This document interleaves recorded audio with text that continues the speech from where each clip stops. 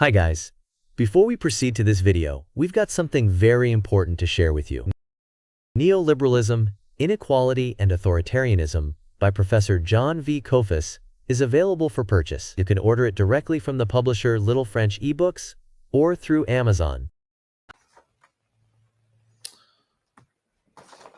January 19, 2026 was the celebration of Martin Luther King Jr., the civil rights icon for America and for many all over the world. This celebration took place against the background of a United States government having launched a major campaign against the marginalized population of the United States, minorities, especially Hispanics, but also other non-white immigrants seeking legalization on the way towards citizenship. But this has also swept up citizens of the United States by the Immigration and Customs Enforcement Agency, which has been given wide authority, including searching homes of people without a warrant from a judge. This is the sort of thing that one can expect in an authoritarian country, not in a democratic country. And this is something that comes at the expense of minority population, mostly of the minority population. Let me just give you some statistics. 19% of the United States population is made up of Hispanics. Roughly 15% of African Americans. By 2050, the minority of today will be the majority in just 25 years, perhaps even by 2040, according to demographers. There is indeed a situation that the white elites, the Christian nationalists that support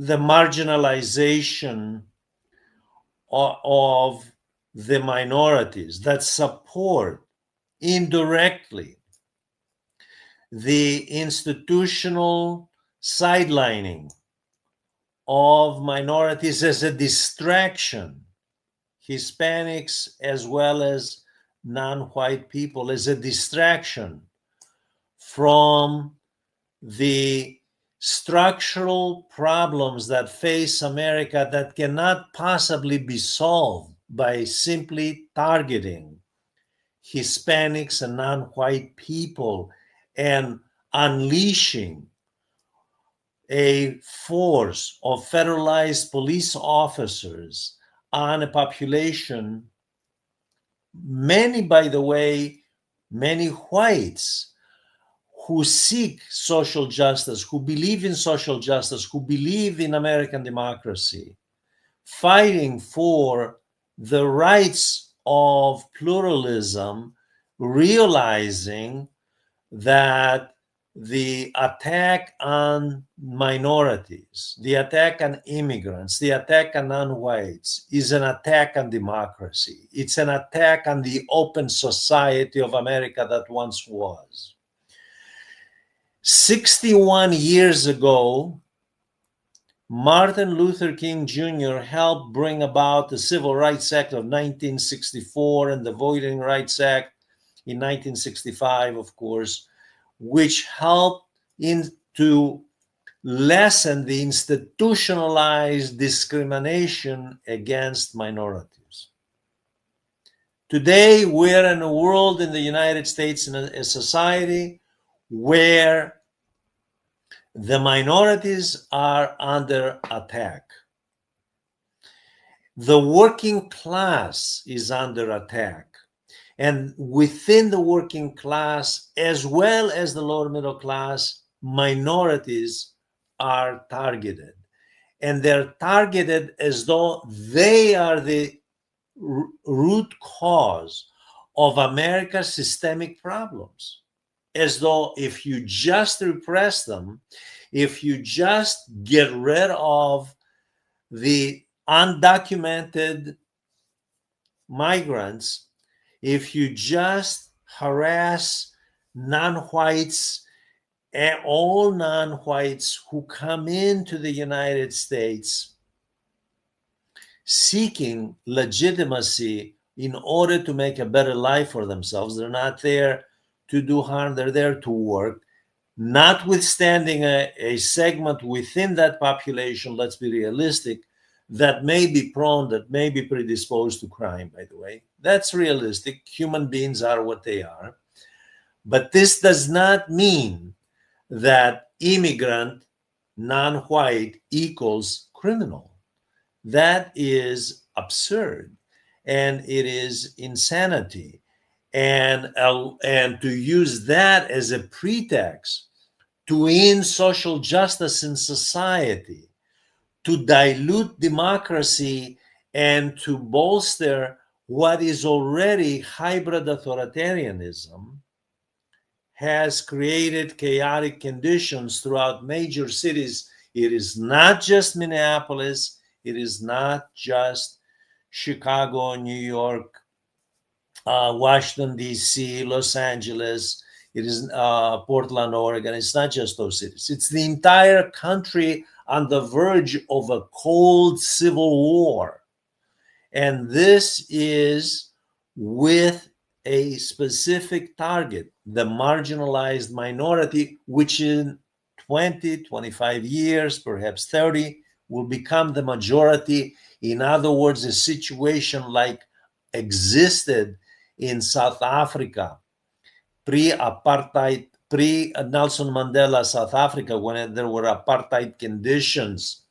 And interestingly enough, we have a government today in the United States that actually accuses South Africa of committing genocide, although no one except the United States government has done this, committing genocide against the Afrikaners, the white oppressors of the apartheid era. Okay? We have a government that uses civil rights, that uses the protections or the legal protections since the Civil Rights Act of 1964, when Martin Luther King Jr. helped to bring that along, uses that in order to demand that the whites be protected by legislation promulgated in order to protect minority rights from whites. This is where we are today. Not only that, but the United States has actually demands that other countries around the world do the same.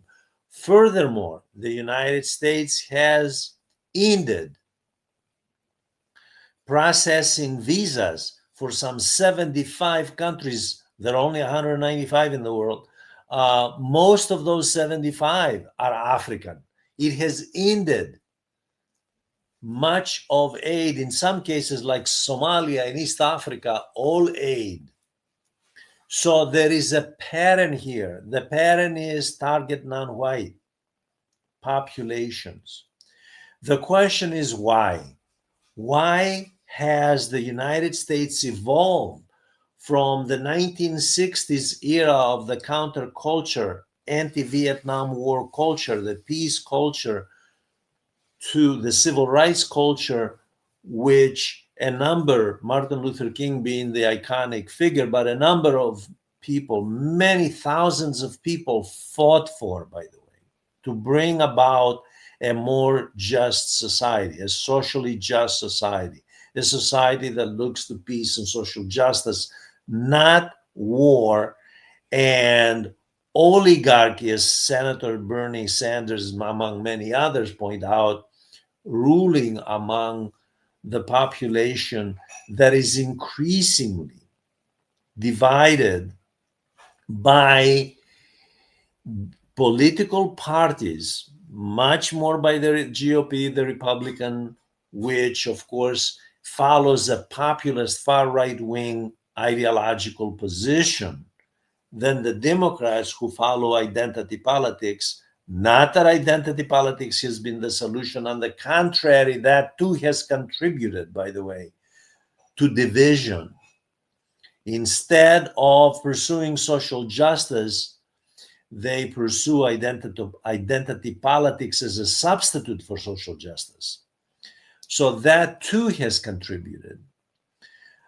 So here we are in the mid 2020s, and the question is, what is Martin Luther King Jr.'s legacy, and the legacy of Malcolm X, the legacy of civil rights leaders, Jesse Jackson, among many others, from the 1950s actually to the present? The legacy is we're going in reverse. We're going back. We're not going forward.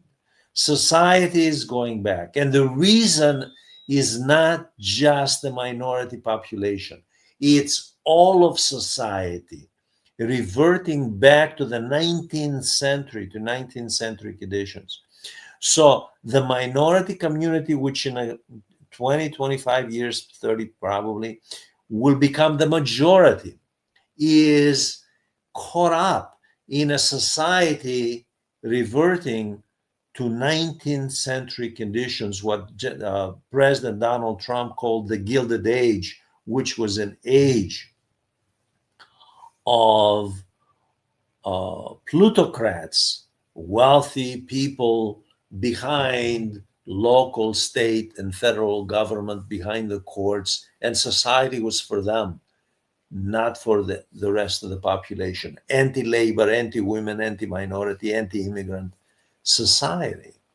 It took more than a century to evolve to the Martin Luther King era of some civil rights protection. And now, and this has happened, by the way, this did not happen because of Trump. This has evolved in the last 45 years since the 1980s. This has happened largely because the political economy of neoliberalism has concentrated so much wealth among the top 5%. Most, by the way, are indeed white. Most are Christians as well as Jews in that group. This elite is what the political parties represent. They do not represent the working class and the lower middle class. They do not represent the black working man and woman, or the brown working woman and men. This is where we are, and regrettably, the situation more than likely would get worse as the United States is losing its preeminent status as the world's largest economy to China and the BRICS group. And the elites are struggling to maintain their privileged status. And instead of looking to address the political class as well as the elites behind them, by the way, to address structural problems at the root, addressing the root causes of structural problems, namely the political economy and the absence of social justice and peace in America, they instead attack, they use police state methods to attack marginalized populations. I invite you to look at the longer video on this issue. And please write questions, write comments, ask questions, and join this channel. Thank you very much.